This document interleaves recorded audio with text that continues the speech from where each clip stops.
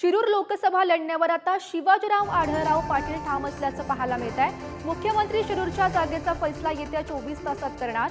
अजित पवारांकडून की शिंदेंकडून निवडणूक लढणार हे मुख्यमंत्री ठरवतील आणि शिरूर लोकसभा निवडणुकीवर शिवाजीराव आढळराव पाटील यांनी ही प्रतिक्रिया दिली आहे। शिरूर लोकसभेचे माजी खासदार शिवाजीदादा आढळराव पाटील आपल्या समोर आहेत। दादा, 2 दिवसापासून चर्चा आहे की आपण राष्ट्रवादीच्या अजित पवार गटासोबत जाणार आहात।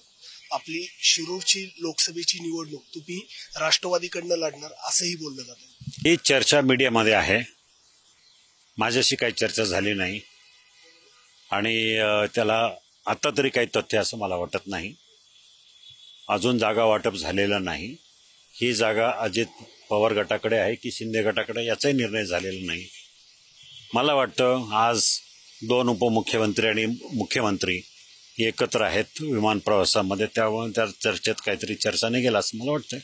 शिरूर लोकसभेसंदर्भात चर्चा झाली असेल, महायुतीतून कोण आलंय की शिरूर आता वळसे पाटील असल्यामुळे शिरूर लोकसभा मतदारसंघावर चर्चा होत असणार आहे, पण काय झाली हे मला माहिती नाहीये। दादा, जी शिरूर लोकसभाची जागा आहे त्यामध्ये बऱ्यापैकी तुमच्या घटक पक्षांचे आमदार आहेत, ते बऱ्यापैकी तुमच्या महायुती बरोबर आहेत, मात्र त्यातील काही आमदारांचा तुम्हाला विरोध होतोय की त्यांना राष्ट्रवादीत घेऊ नका अशी स्पष्ट भूमिका ते आमदार घेताना पाहायला मिळतात। अजून कशातच काही ठरलं नाही।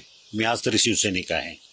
मुख्यमंत्री जो निर्णय घेतील त्याच्यानंतर आपण बघू आणि कोणाचा विरोध असेल तर त्या पक्षाचे लोक बघतील, त्यांनी ठरवावं।